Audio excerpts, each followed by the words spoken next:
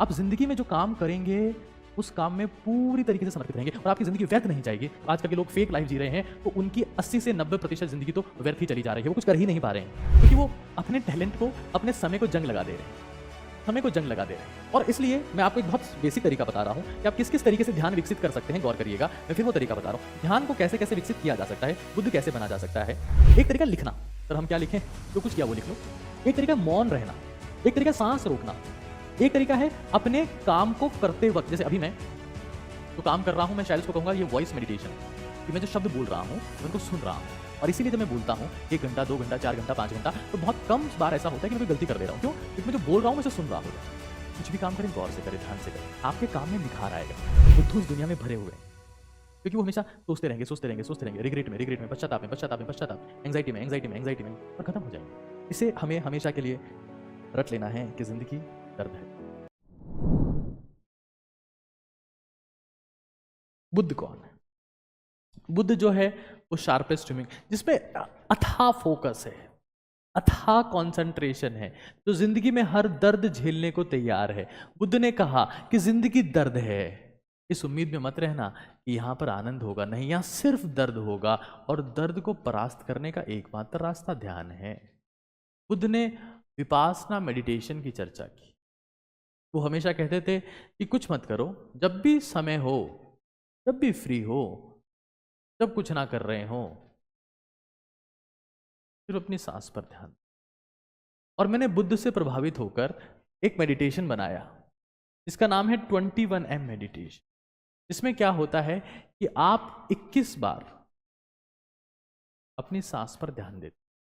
यहां आपने हाथ रखा, यहां पर देखिएगा, यहां हाथ रखा, मैंने अपने हिसाब से बनाया, जो मुझे सूट करता वो मैंने बनाया। मैं नहीं कह रहा हूं कि मैं बुद्ध से महान हूं, वो महानतम थे, वैसा कोई पैदा नहीं हो सकता। यहां गौर करें, अपने हाथ को यहां रख ले, मुंह बंद कर ले और नॉर्मली सांस लेते रहे। एफर्ट नहीं लगाना। आपकी नाक से जब श्वास बाहर आएगी तो आपको इस उंगली पर महसूस होगा। 21 बार ऐसा करें। जब भी आप डाइवर्ट हो रहे हो, एंग्शियस हो रहे हो, परेशान हो रहे हो, फोकस कंसंट्रेशन बेटर ना हो, 21 बार ऐसा शांतिपूर्वक करें। धीरे धीरे धीरे धीरे ध्यान करने का अभ्यास आपका होना लगे। आप जिंदगी में जो काम करेंगे उस काम में पूरी तरीके से समर्पित रहेंगे और आपकी जिंदगी व्यर्थ नहीं जाएगी। जब आजकल के लोग फेक लाइफ जी रहे हैं तो उनकी 80 से 90% जिंदगी तो व्यर्थ ही चली जा रही है, वो कुछ कर ही नहीं पा रहे हैं, उनकी जिंदगी व्यर्थ चली जा रही है। क्यों? क्योंकि वो अपने टैलेंट को, अपने समय को जंग लगा दे रहे हैं, समय को जंग लगा दे रहे हैं। देखिए, या तो आप समय को जंग लगा दे रहे हो या आप जंग में समय लगा दे रहे हो, ये चॉइस आपकी है।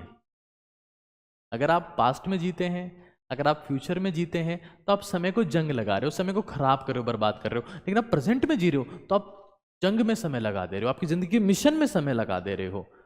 बुद्धू लोग अपने टैलेंट को जंग लगा देते हैं, बुद्ध लोग, प्रबुद्ध लोग वर्तमान में जीते, और यही उनकी महानता है।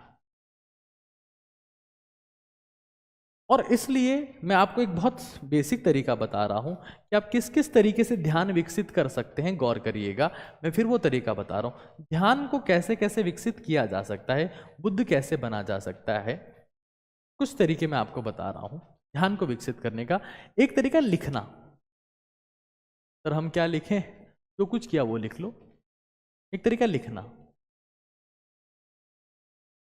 एक तरीका मौन रहना, मौन रहना, एक तरीका सांस रोकना, सांस रोकना, एक तरीका है अपने काम को करते वक्त, जैसे अभी मैं जो काम कर रहा हूं मैं शायद उसको कहूंगा ये वॉइस मेडिटेशन है, कि मैं जो शब्द बोल रहा हूं मैं उनको सुन रहा हूं।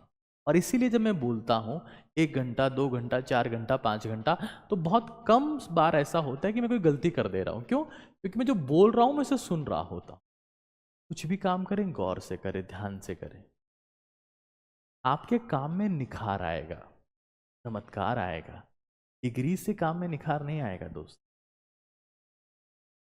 निखार तब आएगा जब आप उस चीज को ऑब्जर्व करने लगेंगे जो आप कर रहे हैं।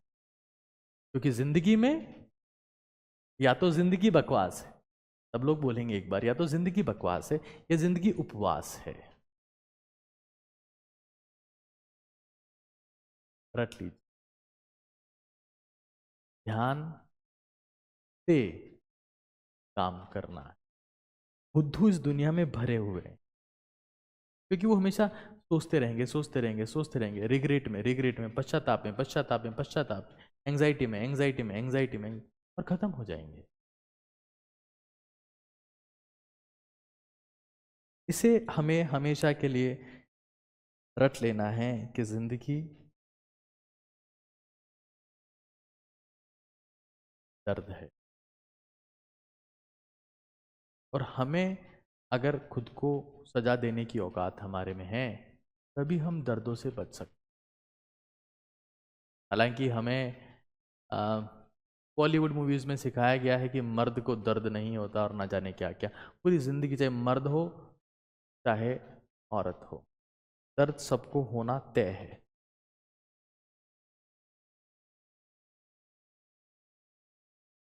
आगे देखो,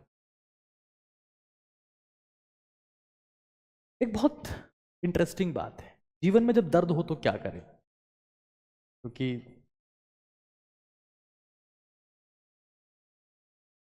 एक बड़ा फेमस प्रसंग है महात्मा बुद्ध के जीवन से रिलेटेड। राजकुमार सिद्धार्थ एक समय जब जंगल में गए, क्योंकि वो पहले राजकुमार थे, आप सभी को पता होगा भगवान बुद्ध बनने से पहले। तो एक राजकुमार जब महल छोड़कर जंगल में जाएगा तो आपको पता है जंगल बहुत निर्दयी है, वो सिर्फ सजा देता है और जबरदस्त सजा देता है। वहां आपके पैर के नीचे से सांप जा रहा है और आपके सामने शेर पानी पी रहा है जिस तालाब पर आप पानी पीने गए हो। ये हकीकत है जंगल।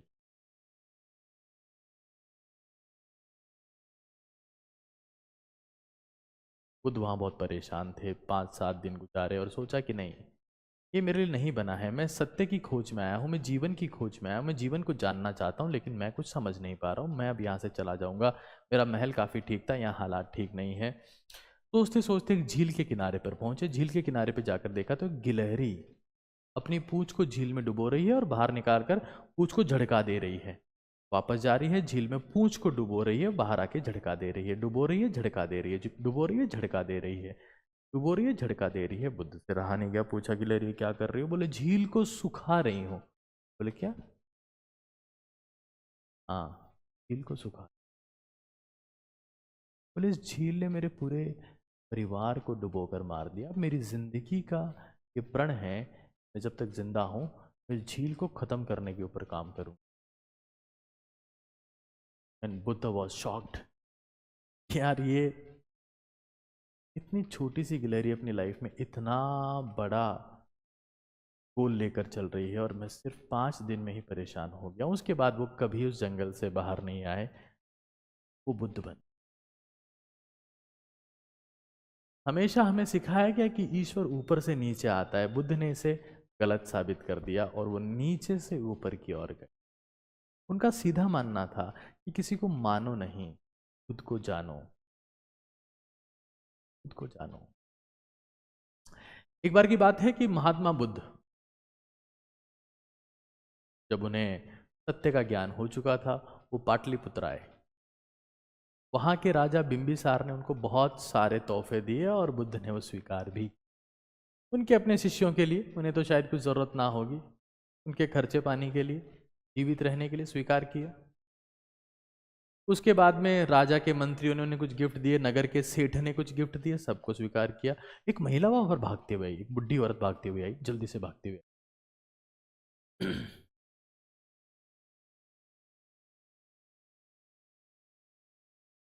भगवान आज आप पाटलिपुत्र आए हैं, इतना आनंद महसूस हो रहा है क्या बताऊं आपको। ज़िंदगी में हमेशा आपको देखना चाहती थी, आज पहली बार आपके दर्शन हुए, लेकिन बड़ी भूल हो गई। मेरे पास ये अमरूद है, जामफल है, जब आपका पता चला तो मैं आधा खा चुकी थी। अभी आधा ही बचा है और मेरे पास जीवन में सिर्फ ये है और कुछ है ना इसके सिवा। आपके लिए लेकर आई हूँ। बुद्ध ने दोनों हाथों से लिया और बड़े प्रेम पूर्वक स्वीकार किया। बिंबिसार ने पूछा, जो वहां के राजा थे पाटलिपुत्र के, पूछने लगे, क्या बात है भगवान, आपने हमारे सारे उपहार एक हाथ से लिए हैं, एक हाथ से, हाँ, और अपने शिष्य को देते गए, एक हाथ से लिए और देते गए, और इसका उपहार आपने दोनों हाथों से स्वीकार किया, झुक कर, क्या बात है? बोले, राजन, जो आपने दिया वो आपकी संपत्ति का 10% भी नहीं होगा, लेकिन ये महिला आधा जामफल लेके आई है, के पास में भी यही बचा था, इसने अपना सब कुछ दे दिया मुझे, और इसलिए मैं हृदय से दोनों हाथों से स्वीकार कर रहा हूं। जिंदगी में कुछ ऐसे लोग होते हैं जो अपना सब कुछ आपको दे देते हैं, आपके माँ बाप। हाँ, वो एक कहावत है ना कि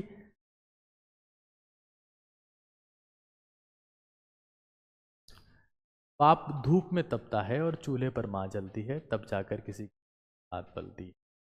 तो अपने माँ बाप को हमेशा हमेशा, क्योंकि जब आप जिंदा रहने लायक नहीं थे तब भी आप जिंदा रहे, आपके माँ बाप की वजह। तो जब कोई आपको निस्वार्थ प्रेम करे, अपना सब कुछ आपके ऊपर लुटा दे, सब कुछ न्यौछावर कर दे, सब कुछ खत्म कर दे, उसे अवश्य सम्मान देना, ताकि आपकी जिंदगी जिंदगी बनी रहे। बुद्ध की कुछ कहानियां जो हमें बुद्धू बनने से रोकती है, बड़ी अमेजिंग है, बड़ी अमेजिंग।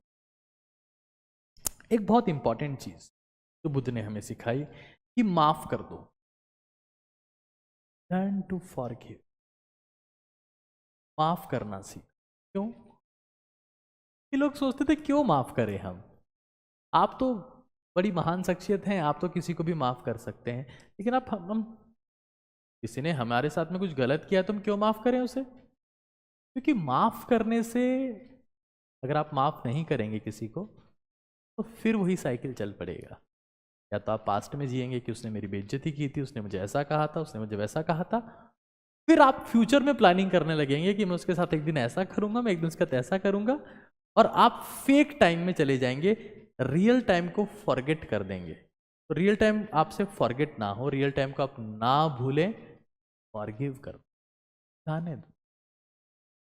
क्योंकि एक रास्ता है वर्तमान में रहने, वर्तमान में रहने का रास्ता है माफ कर दो। अपने आप को ना जलाओ, मत जलाओ। और वर्तमान में रहने का मतलब ये नहीं कि बैठे रहो, क्या कर रहे हो, ऑक्सीजन ले रहा हूं और कार्बन डाइऑक्साइड में कन्वर्ट कर रहा हूं, ये नहीं करना है। काम करो, कर्म योगी बनो, ओजस्वी तेजस्वी तपस्वी और कर्म योगी, ये हमारा जीवन का लक्ष्य होना चाहिए। और कोई रास्ता है नहीं, हमें सिर्फ काम करना है, काम करना है। और माफ ऐसे नहीं करना है, उससे बदला ना लो, जिंदगी में ऐसा बन के दिखाओ तो जब तुम्हारे बारे में सोचे तो तुम्हारा समय लेने से पहले उसे 10 साल लग जाएंगे, यार मुझे उस इंसान से मिलना है। इस हैसियत पर खुद को लेकर जाओ। तो हमें ये समझना है कि बहुत ज़रूरी है, खुद का समय लाने में समय लगता है, खुद का समय लाने में समय लगता है, लेकिन समय हमारे पास में होना चाहिए। और उस समय तभी होगा जब हम पास्ट में और फ्यूचर में ना जिए। मैं डे वन का मतलब, जब मैंने इंस्टेंट स्टार्ट किया तो मैंने सिर्फ ये कहा कि पास्ट और फ्यूचर माफ करना सीख, माफ करना सीख, लेकिन अपने कर्म को माफ ना करो, क्योंकि आप माफ नहीं करते तो आप समय खराब कर रहे हो।